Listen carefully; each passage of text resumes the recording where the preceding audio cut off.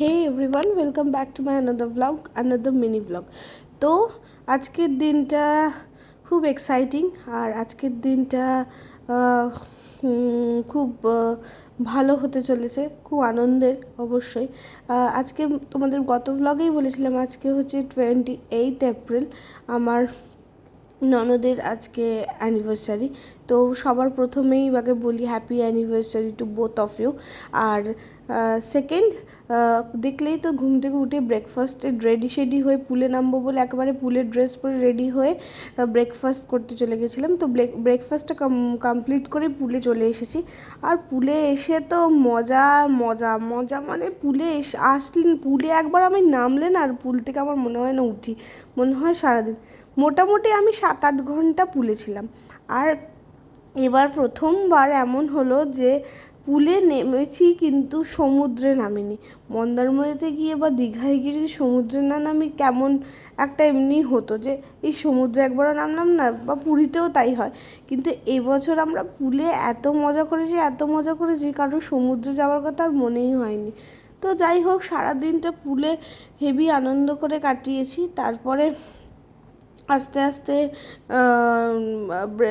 Breakfast তো তোমাদের সামনেই দেখালাম যে ব্রেকফাস্টের মেনুগুলো কি ভালো ভালো ছিল। তো তারপরে পুলে বেশ অনেকক্ষণ কাটিয়ে তারপরে আমরা আস্তে আস্তে উঠে লাঞ্চ সেরেছি। দেখছো আমার শাশুড়ি মাকে কী সুন্দর নাচ করছে পুলে, খুব মজা পেয়েছে, সবাই খুব মজা পেয়েছে পুলে।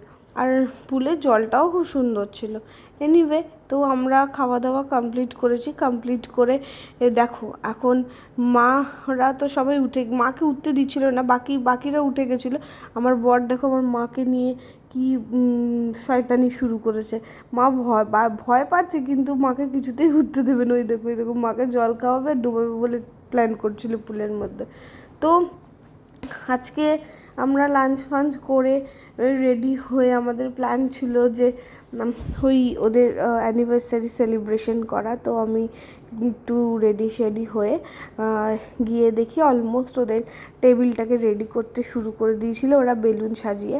তো বেলুন সাজানো কমপ্লিট, কেক আনা হয়ে কেক নিয়েই গেছিলাম, কেকটাও ডেকোরেশন করে রেখে দিয়েছিল।